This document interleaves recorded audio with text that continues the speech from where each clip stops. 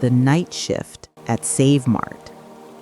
I took a night shift stocking job at Save Mart in Bakersfield, California, specifically to avoid Black Friday crowds. The logic seemed sound.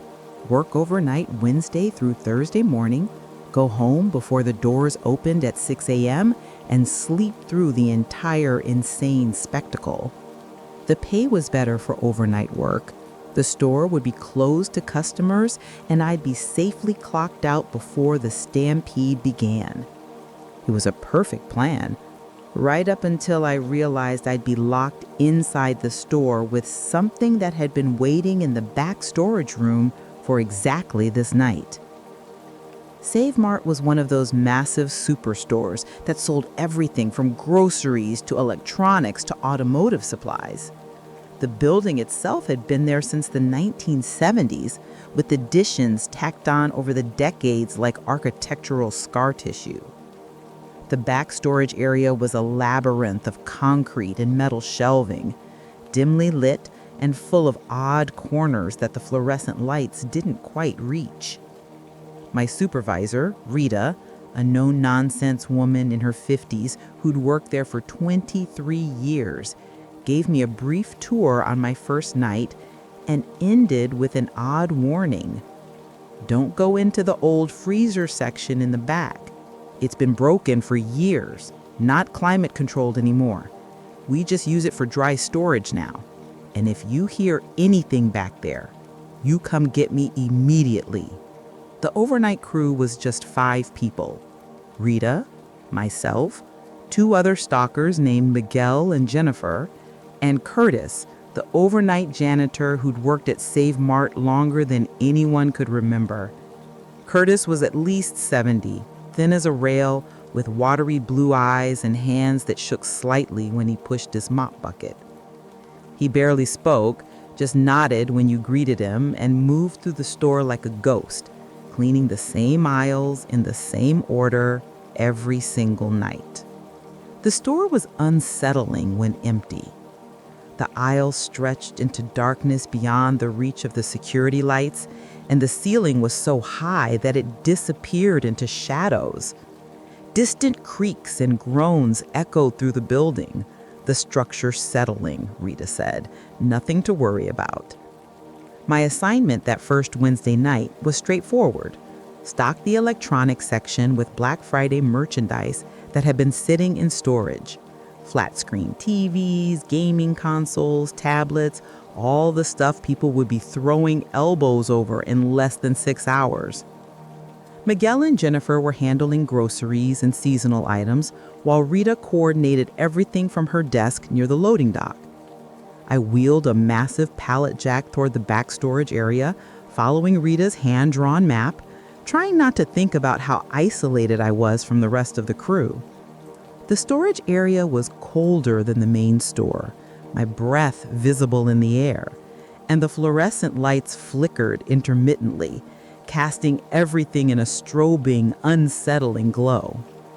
I found the electronic stock easily enough and started loading boxes onto the pallet jack.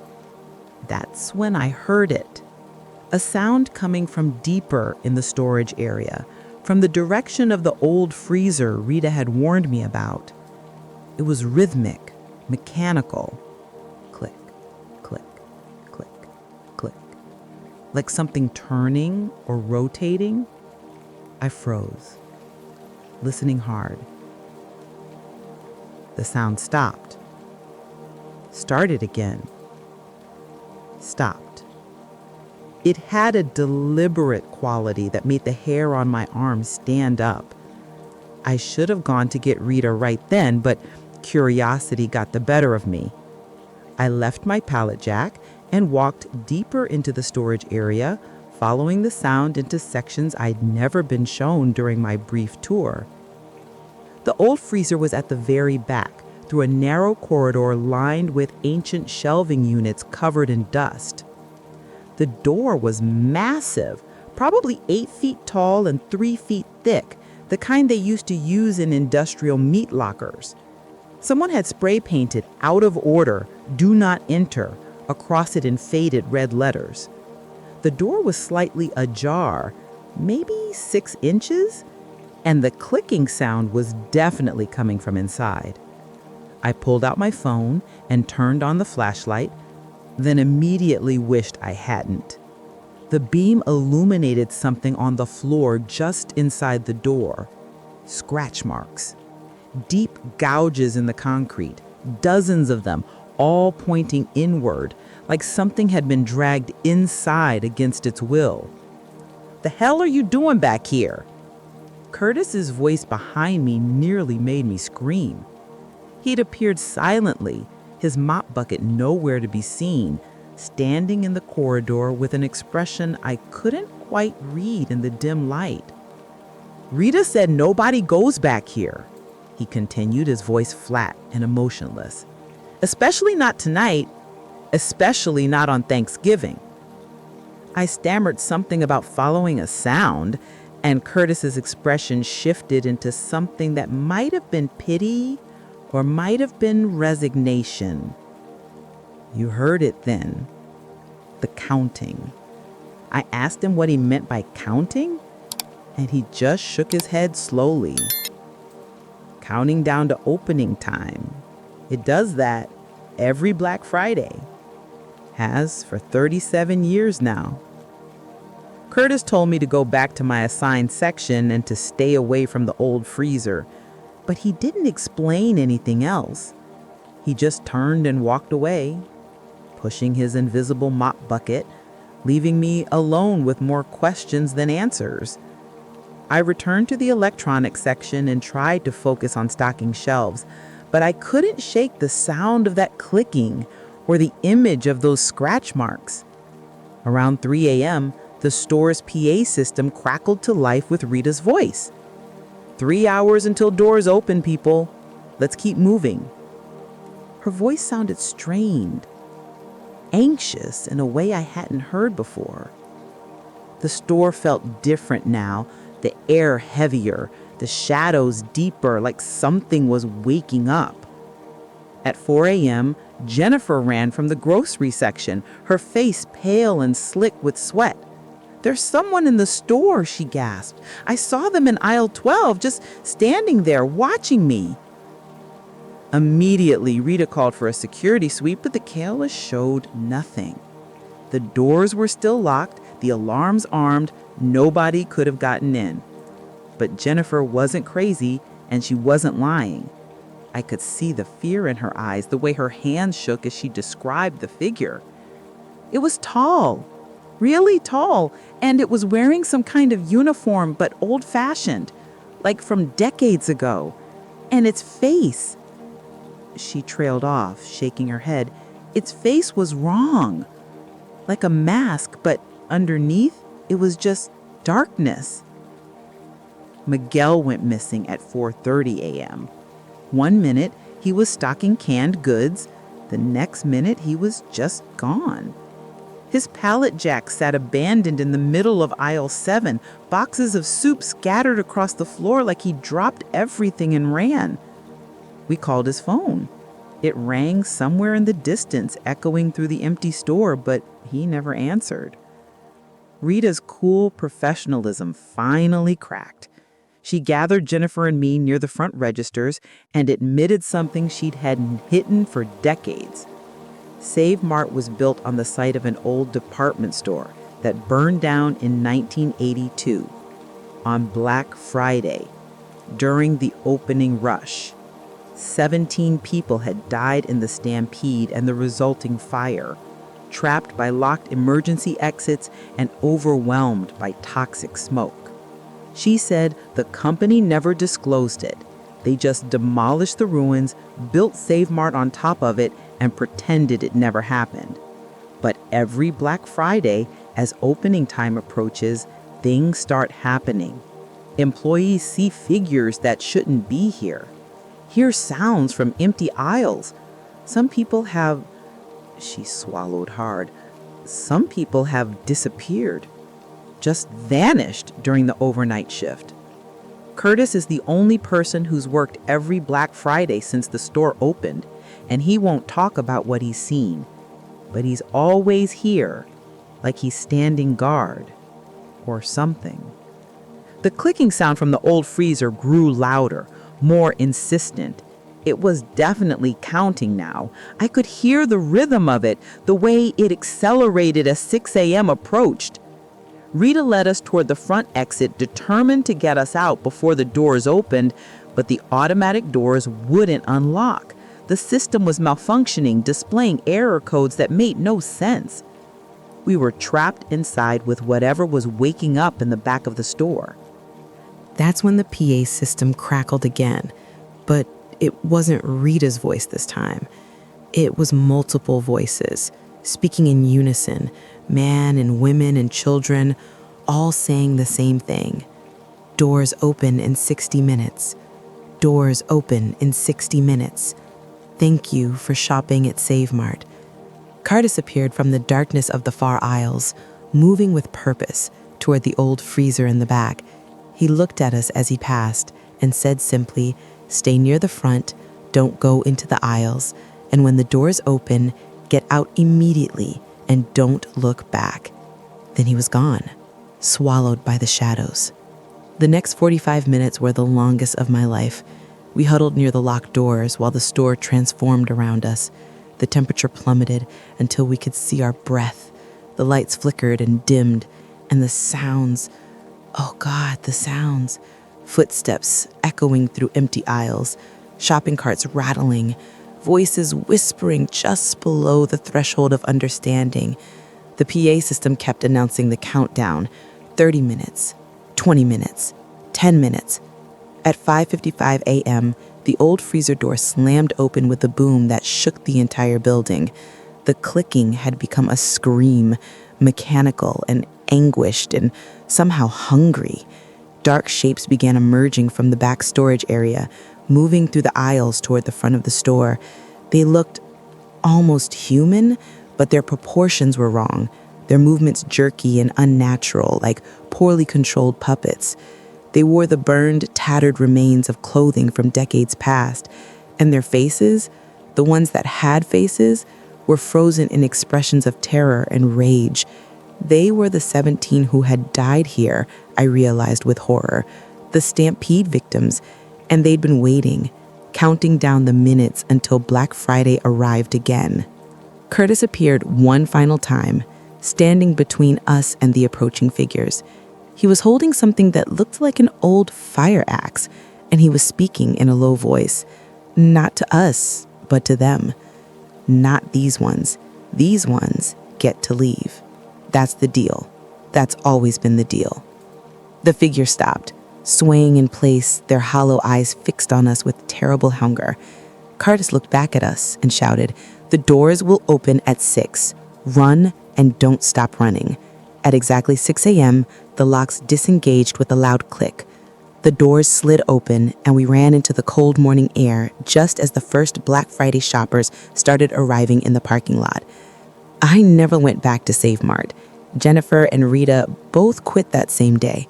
Miguel was found 3 days later, disoriented and confused, walking along a highway 15 miles from the store with no memory of how he'd gotten there.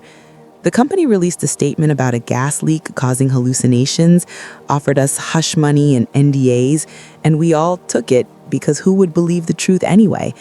But sometimes I drive past that Save Mart late at night, and I can see Curtis through the windows, still mopping the same aisles in the same order, standing his eternal guard. And every Black Friday, I stay home with my doors locked, trying not to think about those figures in the darkness, still counting down the minutes until the next feeding time.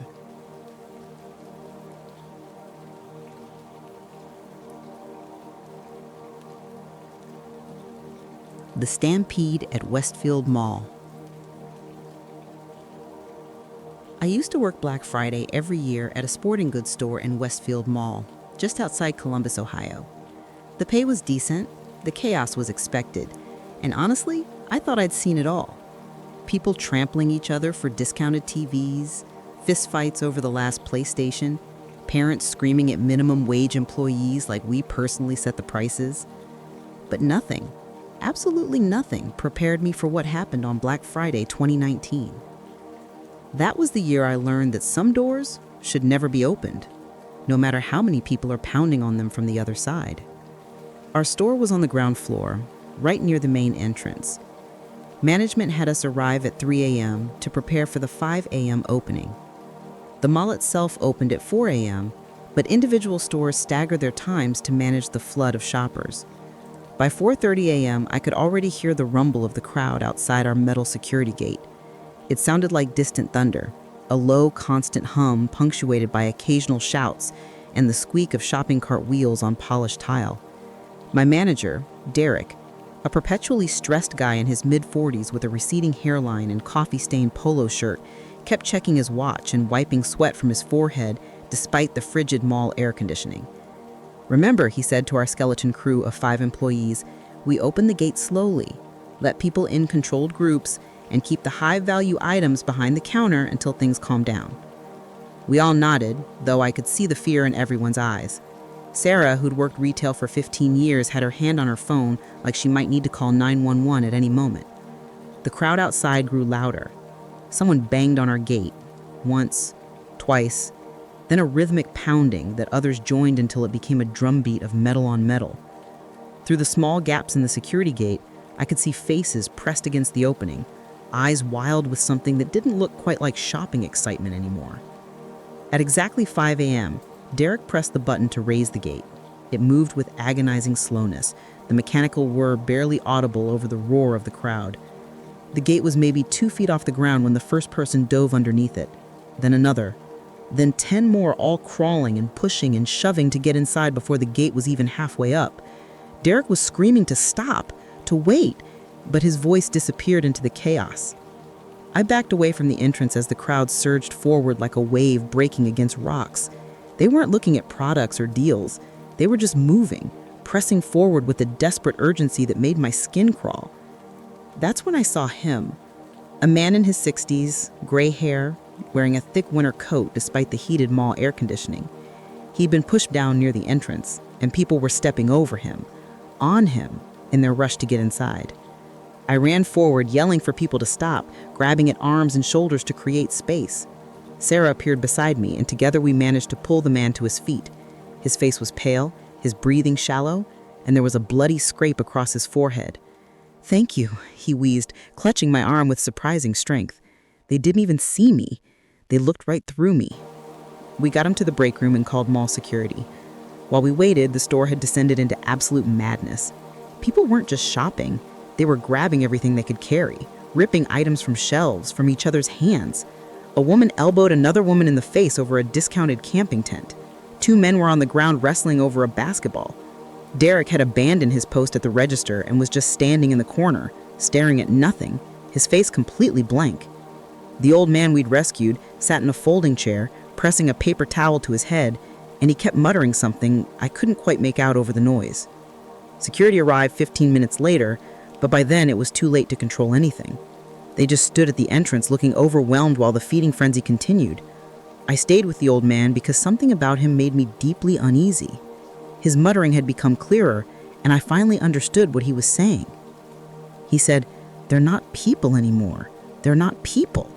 I laughed nervously and told him they were just aggressive shoppers, but he grabbed my wrist and looked at me with eyes that were suddenly crystal clear and terrifyingly sane. "Look at their faces," he whispered. "Really look." So I did. I stepped out of the break room and observed the crowd with fresh eyes, trying to see what he saw. At first, they just looked like regular Black Friday shoppers, stressed, aggressive, focused. But then I noticed the details. A woman was holding a blender box, but she wasn't looking at it. She was just standing there, swaying slightly, eyes fixed in the middle distance. A teenage boy had a stack of clothes in his arms, but he was walking in circles, near the shoe section, over and over, the same small circle. A man was laughing, just standing in the middle of the chaos and laughing this high-pitched, hollow sound that made my teeth hurt. The temperature in the store seemed to drop. I could see my breath suddenly, little puffs of condensation in the frigid air. The fluorescent lights flickered, casting strange shadows that moved wrong, that seemed to reach toward the shoppers like grasping fingers. And then I saw her, a little girl, maybe 7 or 8, standing perfectly still in the center of the store, while chaos swirled around her. She was wearing a dirty white dress that looked like it belonged in another era, and her face was wrong. The features were too symmetrical, the skin too smooth, the eyes too large and too black. She was staring directly at me, and when our eyes met, she smiled. It wasn't a child's smile. It was something ancient and hungry wearing a child's face.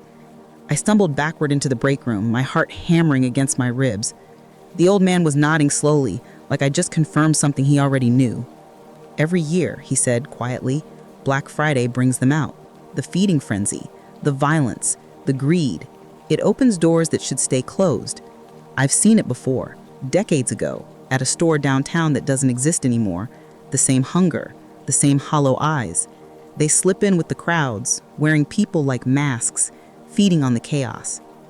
I wanted to tell him he was crazy, that he was in shock from being trampled, but I couldn't shake the image of that little girl's too wide smile.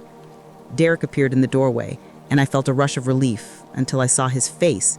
His eyes were glassy, unfocused, and he was smiling that same hollow smile I'd seen on the Laughing Man. "Derek?" I said, my voice cracking. He didn't respond. He just stood there, swaying slightly, and then he spoke in a voice that didn't quite sound like his own. "Why aren't you shopping? There are such good deals, such good deals. You should come shopping with us." The old man grabbed my arm and pulled me toward the emergency exit at the back of the break room. "We need to leave, now." We burst out into the service corridor, the emergency alarm blaring behind us, and ran toward the mall's rear exit. Behind us, I could hear footsteps, too many footsteps, moving in perfect synchronization like a single organism. The old man was surprisingly fast, pulling me through the maze of concrete hallways until we exploded out into the cold parking lot. The sun was just starting to rise, painting the sky in shades of pink and orange that seemed obscenely beautiful compared to the horror we'd just fled. We didn't stop running until we reached his car, an old Buick sedan that smelt like cigarettes and pine air freshener. "What the hell was that?" I gasped, my lungs burning from the cold air. The old man started the car with shaking hands and just said, "Something that's always been here, feeding on our worst impulses. Black Friday is just the buffet." He drove me to my apartment, and I never went back to that job.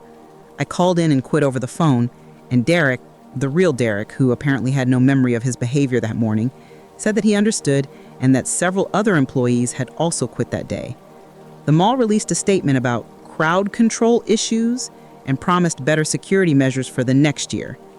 But I know the truth. I drive past that mall sometimes, and I always look at the main entrance, remembering the press of bodies and hollow eyes and that little girl's impossible smile. Last year, on Black Friday, I stayed home and kept all my doors locked. Around dawn, I heard footsteps outside my apartment door. Many footsteps, moving in perfect synchronization. They stopped right outside, and for a long moment there was absolute silence. Then came a knock. 3 slow, deliberate knocks. And a voice that might have been Derek, might have been that Laughing Man, might have been 100 people speaking in unison. "Such good deals today. Won't you come shopping with us?" I didn't answer. I didn't even breathe until the footsteps finally retreated down the hallway. The door never opened, but sometimes I still hear them in my dreams. All those hollow footsteps, walking in perfect time, searching for the next feeding frenzy.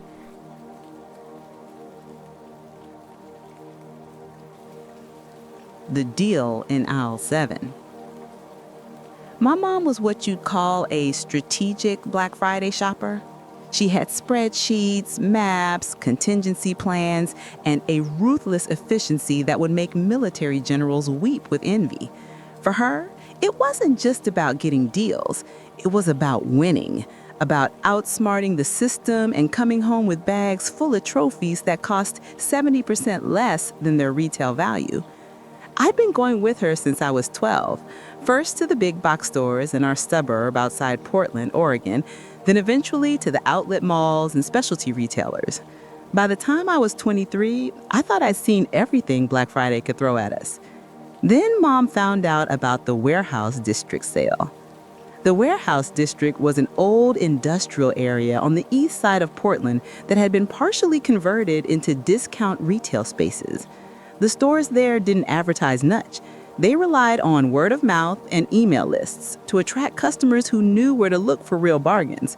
Mom had gotten on some exclusive list through a coworker, and when she showed me the email about their Black Friday sale, her eyes lit up like a kid on Christmas morning. Designer clothes for 90% off, she breathed. Electronics at cost. This is the big one, honey. This is the one we've been training for. I laughed, but I have to admit, I was curious. The sale started at midnight on Thanksgiving, and we arrived at 11:30 p.m. The warehouse was enormous, a sprawling concrete building with loading docks and industrial lighting that cast everything in harsh, unflattering shadows. There was already a line of maybe 50 people waiting outside the main entrance, stamping their feet against the cold November rain, clutching numbered tickets they'd apparently received earlier. A security guard in an ill-fitting uniform stood by the door, checking tickets against a list on a clipboard. Mom marched up to him confidently, and I heard her say something about online registration and confirmation email. The guard barely glanced at her phone screen before nodding and handing us tickets, 51 and 52. We'd barely made it. The doors opened at exactly midnight, and the line filed inside in an oddly orderly fashion, nothing like the chaotic stampedes at regular stores. The interior was dimly lit, with merchandise arranged on metal shelving units that stretched back into the shadows. Everything was there: designer jeans, leather jackets, electronics, toys, furniture, jewelry. The prices were handwritten on small cards, and they were legitimately insane. A $300 purse for $15, a laptop for $50, a leather couch for $100. Mom grabbed a shopping cart and took off like a racehorse, and I followed, both excited and vaguely unsettled by how quiet everyone was. No one was talking, no one was fighting over items. They just moved through the aisles with focused intensity, filling their carts with mechanical precision. We'd been shopping for maybe 20 minutes when I first noticed something odd. The other shoppers all looked similar, not identical, but like they came from the same family. Similar facial features, similar builds, similar mannerisms, and they all wore this expression of intense concentration that never wavered, never broke into a smile or frown or any human emotion. I mentioned it to Mom, but she was comparing two identical-looking watches and just waved me off. People get focused during sales, honey. Don't be weird. But it was weird. I started paying more attention to the other shoppers, and that's when I realized I hadn't seen anyone actually leave the store. People came in, sure, but no one was going out through the exit doors that I could see. Around 1 a.m., we ended up in aisle 7, home goods and miscellaneous. The lighting was worse here, flickering intermittently, and the merchandise got progressively stranger the deeper we went. Decorative items that looked handmade, but wrong. Picture frames with too many sides, candles with wicks that seemed to move on their own, mirrors that reflected light at odd angles. Mom was examining a set of antique-looking china when a man appeared at the end of the aisle. He was tall, maybe 6'4", wearing a suit that looked expensive but decades out of style. His hair was slicked back with what might have been pomade, and his smile was too wide, showing too many teeth that were too white and too uniform. He smiled at me. "And finding everything you need?" he asked in a smooth voice that seemed to echo slightly in the enclosed space. Mom looked up and smiled, her customer service smile. "Yes, thank you. Wonderful sale. How do you keep these prices so low?" The man's smile widened impossibly further. "We have a very efficient supply chain and very loyal customers who return year after year. In fact, many of them never leave at all." He laughed, a sound like breaking glass, and walked away before either of us could respond. Mom looked at me with raised eyebrows. Well, he was odd, but she was already moving on to the next shelf, the next deal, the next victory. I couldn't shake the feeling that something was fundamentally wrong. I started looking more carefully at the merchandise around us, really examining it. That's when I saw the personal effects mixed in with the retail goods. A wallet with someone's driver's license still inside. A keychain with house keys and a photo tag showing a family. a purse with personal items, makeup, receipts, a half-eaten granola bar, and then I saw the clothes on the rack beside me. Worn jeans, a jacket that had a name tag still pinned to it. "Hi, I'm Sarah." Shoes that looked like someone had just stepped out of them. These weren't new items. These were things people had brought with them, things they had left behind. "Mom," I said quietly, my voice barely steady, "we need to leave, right now." She was in the middle of examining a jewelry box and looked annoyed at the interruption. "We just got here. I haven't even made it to the electronics section yet." I grabbed her arm harder than I meant. "Mom, listen to me. Look around. Really look." Something in my voice must have gotten through because she stopped and actually observed our surroundings, the identical faces moving through the aisles, the flickering lights, the personal belongings mixed in with the merchandise. Her face went pale. "What is this place?" she whispered. We started walking quickly toward what we thought was the exit, but the aisles seemed to rearrange themselves. Every turn led us deeper into the warehouse, past sections we hadn't seen before, clothing that looked centuries old, electronics that hadn't been invented yet, toys that moved on their own when you weren't looking directly at them. We turned a corner and found ourselves back in aisle 7, and the tall man in the outdated suit was waiting for us. "Leaving so soon?" he asked with mock disappointment. "But you haven't even completed your transaction. Everyone who shops here must complete a transaction. That's the rule. That's how we maintain our incredibly low prices." Mom pulled herself up to her full height, all 5'3" of her, and said firmly, "We are leaving. Let us out." The man's smile never wavered. Of course. Just as soon as you complete your transaction. Pick an item, any item. Consider it a gift, a Black Friday special, just for you." He gestured broadly at the shelves around us, and I noticed for the first time that his shadow fell in the wrong direction, away from the light sources instead of toward them. Mom grabbed my hand and said a single word, "Run!"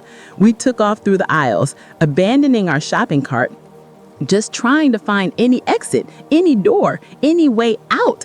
Behind us, I could hear the man's laughter and something worse, the sound of shopping carts moving in unison, dozens of them converging on our location. The identical shoppers were coming for us, moving faster than any human should. Their faces still blank, but now showing teeth and smiles that were pure predation. We crashed through a door marked "Employees Only" and found ourselves in a back hallway lined with lockers. At the end was a metal door with an exit sign, beautiful and perfect and salvation. We hit the door at a dead run, and it exploded outward into the cold Portland night. The rain had turned to a downpour, soaking us instantly, and we didn't stop running until we reached Mom's car 3 blocks away. She fumbled with her keys, hands shaking, and we threw ourselves inside and locked the doors. For a long moment, we just sat there, breathing hard, staring at each other in the dim glow of the streetlights. "What the hell was that?" Mom finally gasped. I had no answer. We sat in silence for maybe 5 minutes before I noticed something that made my blood run cold. Mom was holding the jewelry box, the one she was examining in aisle 7. "Mom," I said slowly, "why do you have that?" She looked down at her hands in confusion, like she was seeing the box for the first time. I didn't grab this. I left my cart behind." She tried to put it in the back seat, but her hands wouldn't let go. The box seemed stuck to her palms, and when she finally managed to pry it off and throw it into the back, we could both see the red marks on her skin where it had been. Not burns, but indentations, like the box had been holding on just as hard as she had. "I completed a transaction," she whispered in horror. "He said everyone had to complete a transaction." We drove home silently, both too shaken to speak. The next day, Mom tried to throw the jewelry box away multiple times, but it kept reappearing in the house, on her nightstand, in her closet, in the kitchen counter. She finally buried it in the backyard, and it seemed to stay there. Although sometimes on quiet nights, we can both hear a faint sound from beneath the soil, a tinkling melody of a music box playing. Mom's personality changed after that night. She lost her love of shopping, of hunting for deals, of the competitive thrills she used to get from Black Friday. She stays home on Thanksgiving now, and if I mention retail sales, she gets this distant look in her eyes. Last year, I received an email, the same format as the one Mom had gotten about the warehouse district sale. Exclusive Black Friday event, it said. Returns and exchanges accepted. The sender was listed simply as Aisle 7. I deleted it immediately, but the next day, it was back in my inbox, marked as unread. I've deleted it 17 times now. It keeps coming back. And sometimes, late at night when I'm trying to fall asleep, I hear shopping carts rattling in the distance and a smooth voice whispering that I never completed my transaction, that I still owe them for the time I spent browsing, that everyone who enters must eventually buy something. I don't shop on Black Friday anymore. I don't shop much at all. Because I know that somewhere in Portland, in that industrial district, there's a warehouse that's always open, always offering deals that are too good to be true. And once you walk through those doors, you're a customer forever.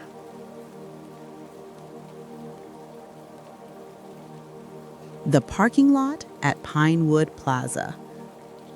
I was 17 when I got my first Black Friday job as a parking attendant at Pinewood Plaza, a shopping center in suburban Atlanta that had definitely seen better days. Most of the anchor stores had closed over the years, replaced by discount retailers, check cashing places, and stores that sold nothing but phone cases. But on Black Friday, Pinewood came alive. People traveled from all over the county to take advantage of the deals, and the parking lot became a chaotic nightmare of circling cars, honking horns, and fistfights over empty spaces. My job was simple: wear a reflective vest, direct traffic with orange light wands, and try not to get run over. It paid $12 an hour, which was decent money for a high school kid in 2018. I thought it would be boring. I was very wrong. My shift started at 3 a.m. on Black Friday morning. The stores opened at 5 a.m., but early birds started lining up in the parking lot around midnight, camping out in their cars to be first in line. When I arrived, there were already maybe 50 vehicles scattered across the massive lot, sitting in the darkness with their engines off.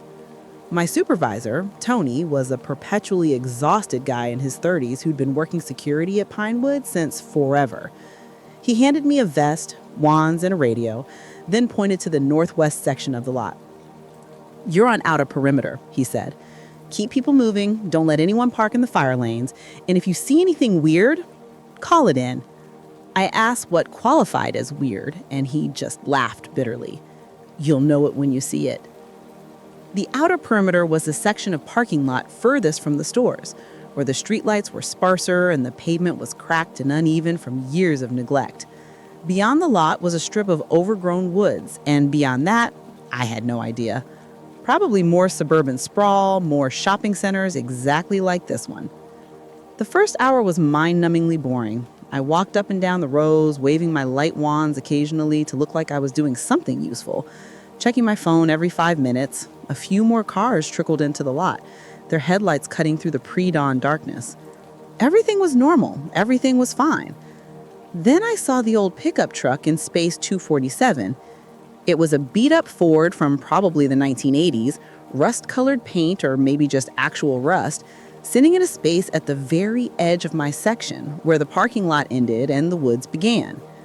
The truck's interior light was on, and I could see someone sitting in the driver's seat, just a silhouette, perfectly still, not moving at all. That alone wasn't weird. Like I said, people were camping out to be first in line. But something about that truck made my skin crawl. Maybe it was how isolated the space was, or how the person inside hadn't moved once in the 15 minutes I'd been watching, or how the truck's headlights were pointed toward the woods instead of toward the stores. I radioed Tony and asked if we were supposed to check on vehicles. He said only if they looked abandoned or suspicious. "Is no one inside?" he asked. I confirmed yes. "Then leave it alone. They're just waiting for stores to open." Around 4 a.m., more cars started arriving in earnest, and I got busy directing traffic. Pinewood Plaza's lot was designed like a nightmare. Weird angles, confusing lane markers, sections that dead-ended for no apparent reason. People got frustrated easily, and I had to deal with a lot of aggressive drivers who yelled at me like I personally designed this disaster. By 4:45 a.m., the lot was nearly full, and the crowd waiting outside the stores had swelled to hundreds of people.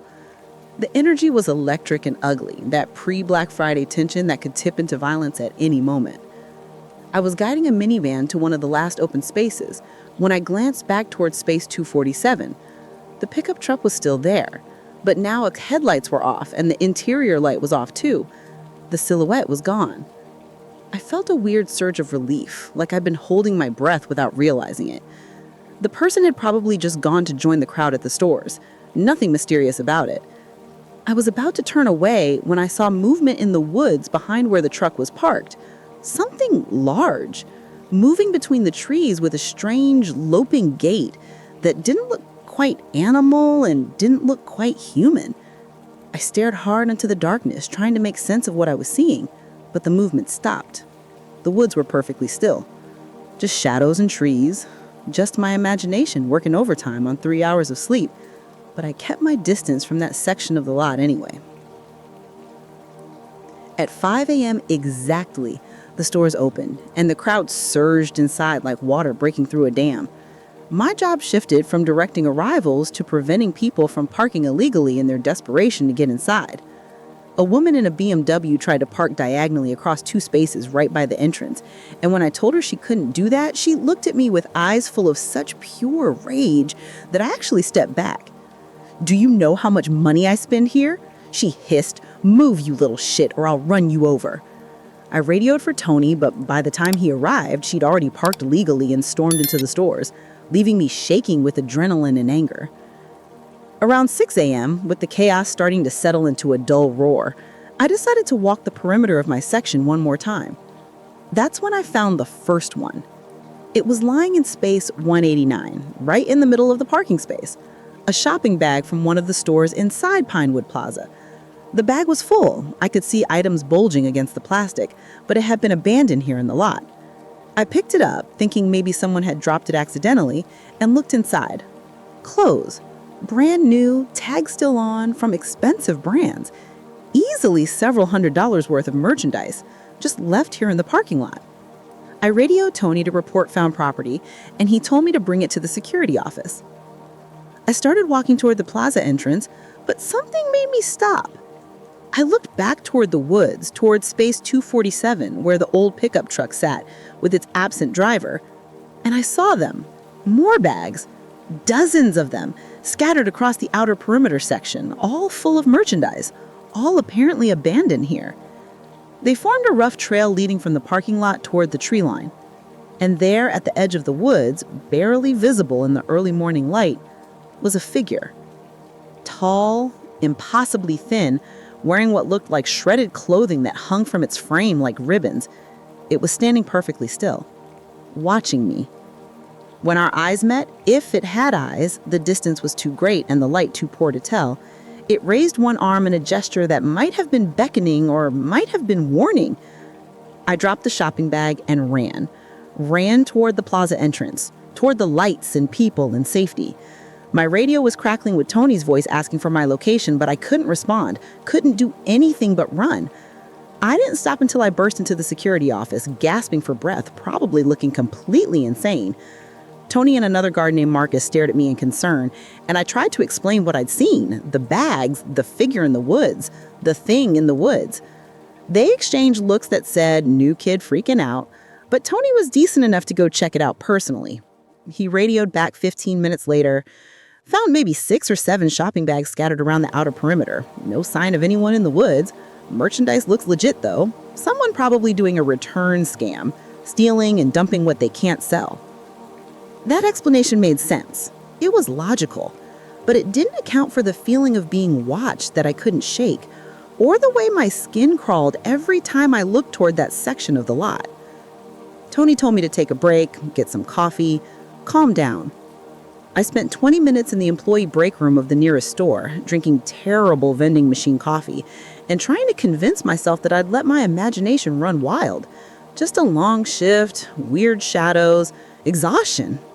Nothing supernatural, nothing impossible. I headed back out to my section around 7:30 a.m. and the old pickup truck in space 247 was gone. So were all the scattered shopping bags. The outer perimeter was completely clean, like nothing had ever been there. The rest of my shift passed without incident, unless you count the usual Black Friday insanity. People fighting over parking spaces, shopping carts left in the middle of traffic lanes, one guy who had a full mental breakdown in his car after apparently missing out on some TV deal. By noon, I was relieved by the afternoon shift crew and headed home, exhausted and confused and desperately wanting to forget everything about that morning. But that night I couldn't sleep. I kept thinking about those shopping bags, about all that expensive merchandise just abandoned in the parking lot, about that figure in the woods, about the pickup truck that appeared and disappeared. Nothing about it made sense. I did some research online, searching for Pinewood Plaza, woods, and missing people in various combinations. I found something from 1997. A news article about a teenager named Marcus Holloway who disappeared from Pinewood Plaza's parking lot after his Black Friday shift as a cart attendant. His car was found in the outer perimeter section. Engine running, door open, but Marcus was never seen again. The article mentioned that police had searched the woods behind the plaza but found no trace of him. The case went cold. And here's the thing that made my blood run ice. The article included a photo of Marcus's car. It was an old Ford pickup, rust-colored paint, or maybe just actual rust, sitting in a space at the very edge of my section where the parking lot ended and the woods began. I quit my job at Pinewood Plaza that same day, sent Tony a text saying I wouldn't be coming back, family emergency, sorry for the short notice. He responded with a single word: understood. No questions, no guilt trip, just immediate acceptance that seemed to carry its own kind of knowing. I drove past Pinewood Plaza a few times over the following months, always during the day, never on Black Friday. The outer perimeter section was roped off, orange cones blocking access to those spaces.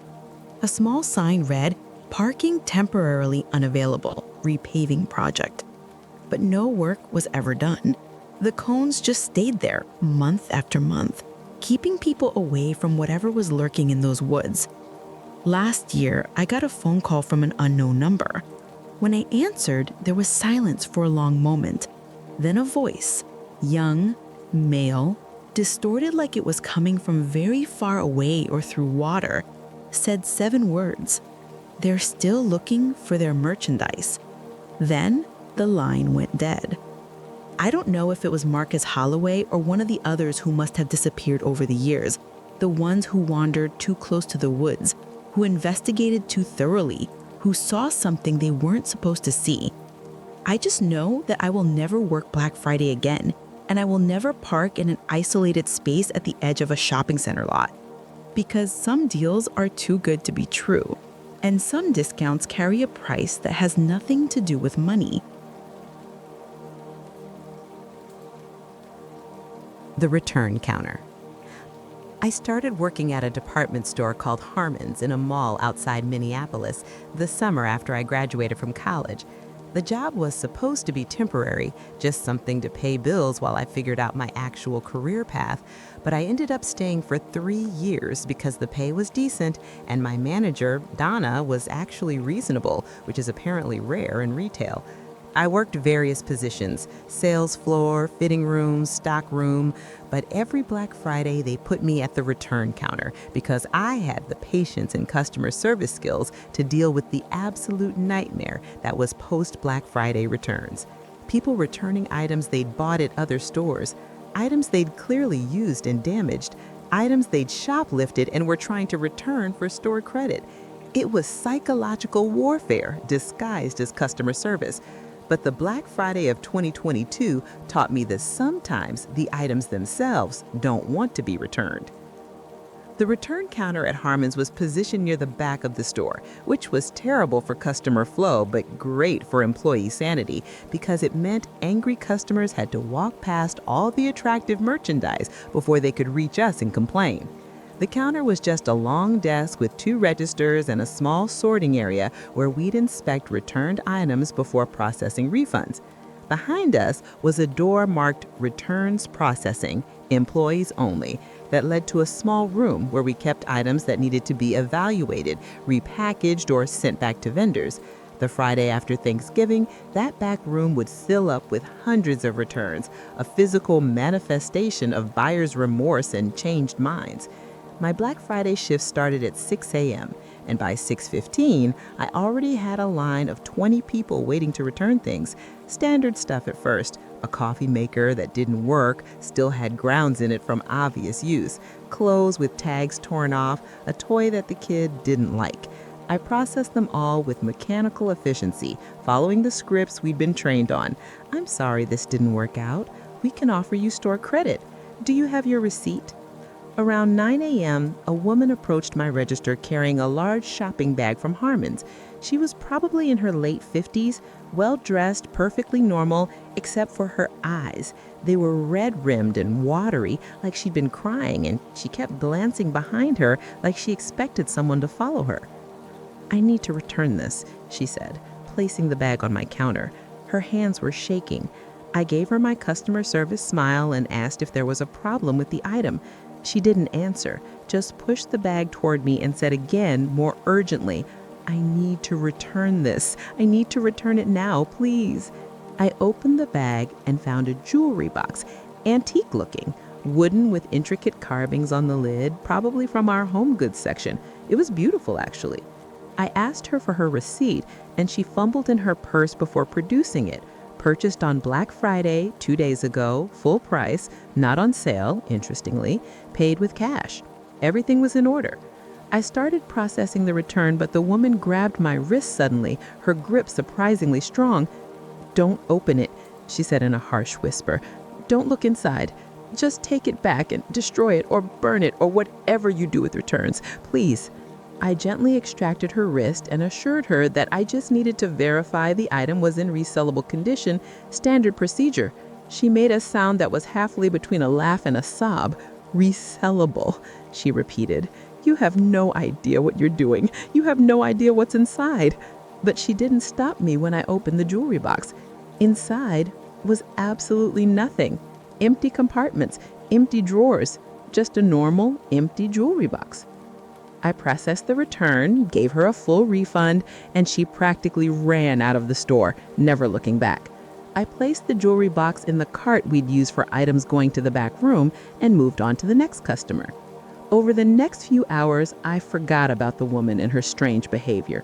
The line never stopped, the returns kept coming, and I fell into that dissociative state retail workers know well, where your body performs tasks while your mind goes somewhere else entirely. It wasn't until my lunch break at 2 p.m. that I went into the returns processing room and saw the jewelry box again. It was sitting on one of the shelving units, and there was something different about it. The carvings on the lid seemed more pronounced, more detailed, like they'd become three-dimensional. I approached slowly, telling myself it was just a trick of the lighting, just my tired brain playing games. But when I got close enough to really see the carvings, my breath caught in my throat. They depicted scenes, people shopping in a store that looked remarkably like Harmon's, carrying bags and boxes, smiling. But in every scene, there were shadow figures following them behind, tall and thin with 2 long arms reaching for the shoppers. And in one corner of the lid, newly carved, I would swear it hadn't been there before, was an image of a woman who looked exactly like the customer who'd returned the box. I should have left it alone. I should have walked away, taken my lunch break, and never thought about it again. But I opened the box. The inside was no longer empty. Each compartment now contained something. In one, a small pile of what looked like hair. In another, fingernail clippings. In the third, teeth. Small, white, perfectly human teeth. I slammed the box shut and stumbled backward, my heart hammering. This was insane. This wasn't possible. I'd checked the box when the woman returned it, and it had been completely empty. There was no way someone could have added these things in the few hours since then. The returns room was locked, accessible only to employees with keys. I found Donna and told her we had a situation with the returned item. She followed me to the returns room and I showed her the jewelry box, explaining about the strange customer and the empty compartments that were now filled with human remains. Donna opened the box, looked inside, and frowned. She said, "It's empty." I looked over her shoulder. The compartments were completely empty again, just like when I'd first inspected it. "You're working too hard," Donna said with genuine concern. "Why don't you take an extended lunch? Get out of the store for a bit." I wanted to argue, but what could I say? I'd seen what I'd seen, but the evidence was gone. I left the store for my lunch break, sat in my car in the parking garage, and tried to rationalize what had happened. Stress, sleep deprivation, the madness of Black Friday retail breaking my brain, all logical explanations. I was almost convinced when my phone buzzed with a text from an unknown number. "You opened it. Now it knows where you work. Now it knows who you are." I stared at the message in confusion, then growing horror. I tried to reply, but the message wouldn't send. The number showed as invalid. I went back inside for the rest of my shift because what else could I do? But I avoided the returns processing room. I kept my register, processed returns, and tried not to think about jewelry boxes or strange tax or customers with terrified eyes. Around 7 p.m., an elderly man approached my counter carrying the jewelry box. He said he'd like to purchase this. "I saw it in your return section and my wife would love it. Do you know the price?" I stammered that it wasn't for sale, that it was a return being processed, but he just smiled and said, "Everything in a store is for sale if the price is right." Donna happened to be nearby and she authorized the sale, marked it down as clearance actually, wanting to get rid of returned merchandise. The man paid cash, placed the box in a Harmon's shopping bag, and walked out whistling. I felt a wave of relief so intense I nearly collapsed. It was gone. Whatever that thing was, it was someone else's problem now. But that night I couldn't sleep. I kept thinking about the man who'd bought the box, about his wife, who would apparently love it as a gift. I thought about the woman who'd returned it, terrified and desperate. I thought about the text warning me that it knew who I was. Around 2 a.m., I did something stupid. I looked up Harmon's sales records from my employee portal, which I absolutely wasn't supposed to access from home, and found the transaction. The man had paid cash, so there was no credit card info, but the receipt had been emailed at his request. I saw the email address, rmitchell@blomberg.com. I Googled the address and found an obituary from 1987. Robert Mitchell died at age 73, survived by his wife, Margaret. The photo showed the same man who'd bought the jewelry box at my register. I called in sick the next day and the day after that. When I finally returned to work, Donna pulled me aside and told me that we'd received a return, the jewelry box again, brought in by a middle-aged woman who said her mother had received it as a gift and wanted to return it. The woman seemed really shaken up. She told me some story about her mother having nightmares, about seeing shadow figures in her house. I think the holidays make people crazy. The box was back in the returns processing room, sitting on the same shelf, waiting. I processed it into inventory, marked it for clearance again, and watched it sell the next day. And then it came back. Someone always returned it. Different people, different stories, but the same desperate fear in their eyes. I quit Harmon's in January, couldn't take it anymore. But I still have nightmares about that jewelry box, about opening it and finding it filled with parts of myself, my hair, my teeth, pieces of my identity being collected and stored by something that lives in the spaces between purchase and return, between wanting and regret. Last year, I was shopping at a different store in a different state, and I saw it. The same jewelry box, same intricate carvings, sitting in the clearance section with a too good to be true price tag. An employee was rearranging the display, and I asked her how long that box had been there. She shrugged. "It sells and comes back," she said, "like clockwork. We've started calling it the return. Nobody on staff will buy it anymore. We know better." I left that store and never went back.